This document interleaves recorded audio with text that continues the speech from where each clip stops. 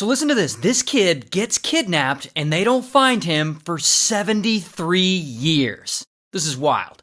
So one day, two brothers are playing in a local park, and they're minding their own business, having a good time. Then, out of nowhere, a woman wearing a green bandana approaches them, and she offers the younger brother some candy. And younger brother's like, sure, I want some candy. Who doesn't love candy? And the woman is like, well, come with me and I'll take you to the store to get some. And so the younger brother leaves with her to go to the store and get some candy. And that is the last time anyone ever saw him.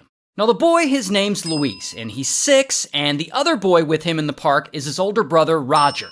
Roger's 10. And when the woman starts to leave with Luis, Roger's like, well, I want to go too. I want some candy. And he starts to follow them. And so he walks along, following them, but then, after a while, he starts thinking, where are we going? Something about this ain't right. Now, keep in mind, this is happening in 1951, so this is way before stranger danger, way before there were nationwide campaigns notifying kids not to get into cars with adults they don't know. And so anyway, Roger feels like something isn't right, and he decides, this is weird, I'm telling my mom, and so he stops following them and he runs home. Minutes later, he's home and he tells his mom. Now, his mom is this woman, who we'll just call Mom.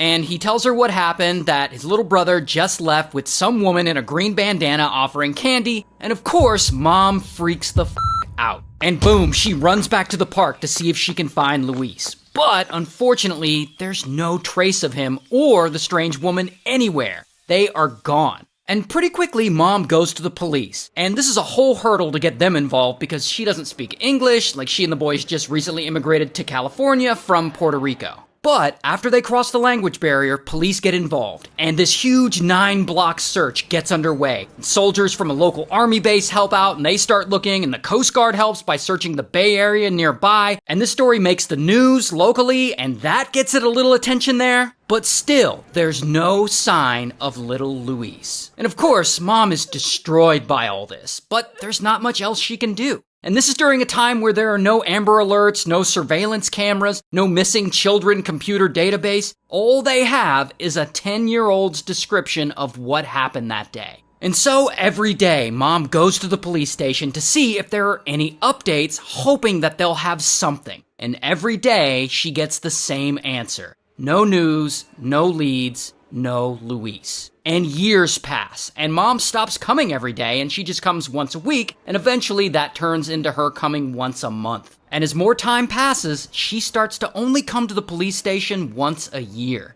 And at this point, officers know her so well that she'll just walk into the station without saying a word, and they'll look at her and they'll just shake their head, and